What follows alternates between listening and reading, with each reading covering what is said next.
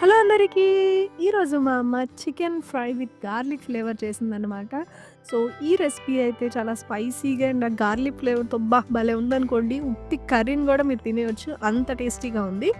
So, ఆ recipe ఎలా చూసేద్దాం. ముందుగా మనం నీట్‌గా క్లీన్ చేసుకున్న చికెన్‌లో కొద్దిగా పసుపు, ఉప్పు, కారం అండ్ కొద్దిగా నిమ్మరసం పిండుకొని అంతా బాగా కలిసేలాగా కలుపుకొని పక్కన ఒక 15 మినిట్స్ పాటు మ్యారినేట్ చేసుకోవాలి. ఆ తర్వాత ఒక ఐరన్ కడాయి గానీ, లేదా నాన్ స్టిక్ ప్యాన్ అయినా పర్లేదు. అందులో కొద్దిగా ఆయిల్ వేసుకొని, దాల్చిన చెక్క, ఇలాచీ, లవంగం వేసుకొని ఒక 2 నిమిషాలు ఫ్రై చేసుకున్న తర్వాత బారుగా కట్ చేసుకున్న ఉల్లిపాయలు వేసుకొని, ఉల్లిపాయలు మగ్గేంత వరకు మనం దీన్ని ఫ్రై చేసుకోవాలి.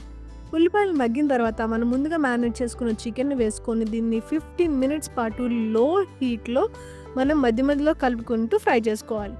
చికెన్ 15 మినిట్స్ ఫ్రై అయిన తర్వాత అందులో మనం బారుగా కట్ చేసుకున్న పచ్చిమిర్చి అండ్ కరివేపాకు కూడా వేసుకొని దీన్ని ఇంకొక 5 మినిట్స్ పాటు బాగా ఫ్రై చేసుకోవాలి. ఈ లోపల వీడియోని లైక్ చేయండి, ఛానల్‌ని సబ్స్క్రైబ్ చేసుకోండి. అలాగే మీకు ఈ రెసిపీ ఎలా అనిపించిందో కామెంట్ సెక్షన్‌లో షేర్ చేసుకోవడం మాత్రం అస్సలు మర్చిపోకండి.